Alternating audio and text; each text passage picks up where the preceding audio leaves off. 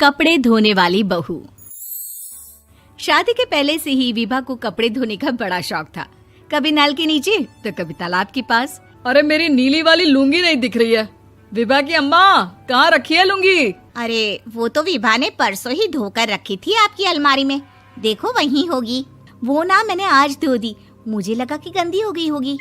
अरे कैसे गंदी हो गई थी? उसे तो मैंने पहना भी नहीं। हे भगवान, इस लड़की के कपड़े धोने की आदत से परेशान हो गया हूँ मैं।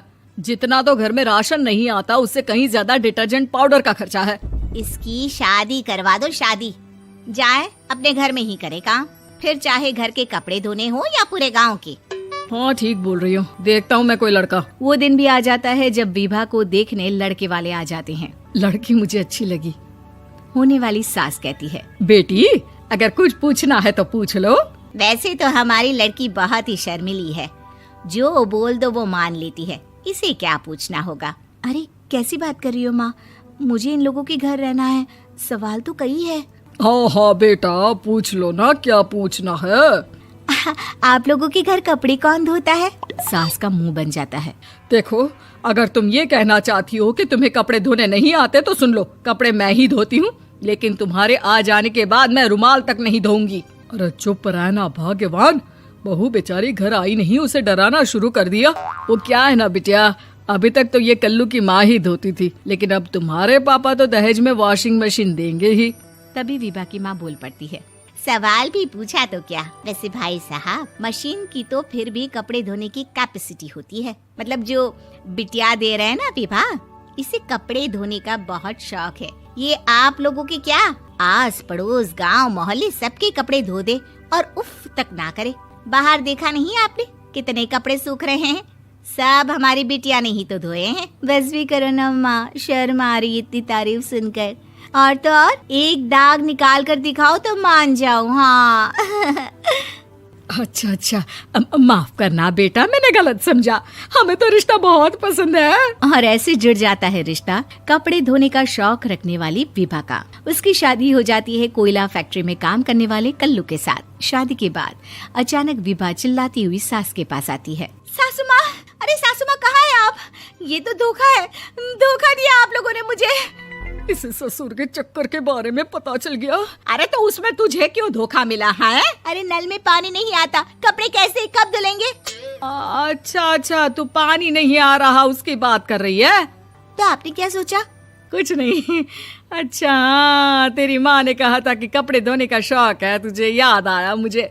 शौक बोलकर कपड़े धोने वाले मेरे जुनून को कम ना आके सासू माँ, कपड़ा धोना मेरा गुरूर है।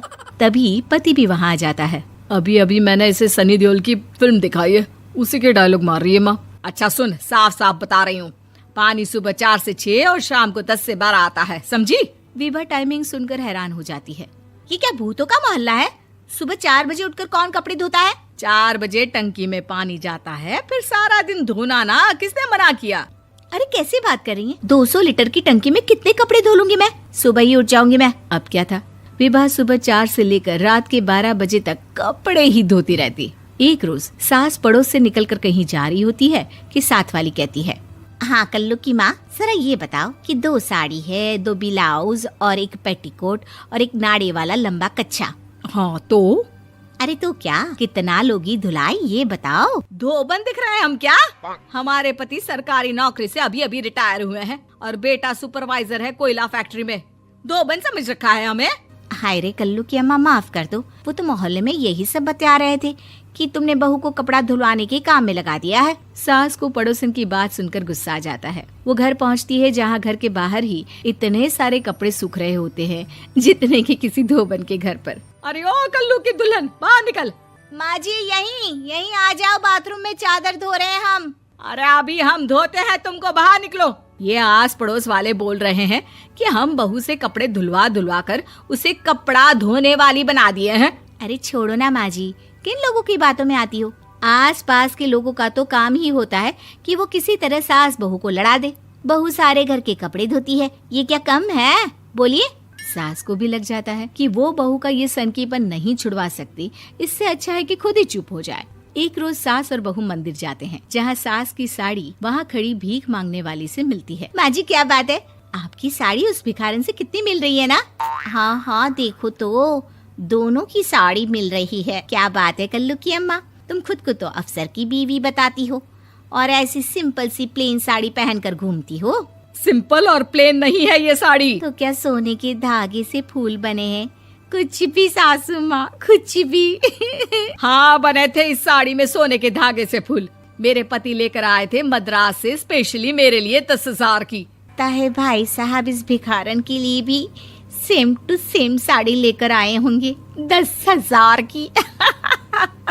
सास उस वक्त तो कुछ नहीं कहती, लेकिन बहू के साथ घर आती है और अलमारी से एल्बम निकाल कर लाती है। ये साड़ी देख रही है, ये वही साड़ी है जिसे मैंने अभी पहना था।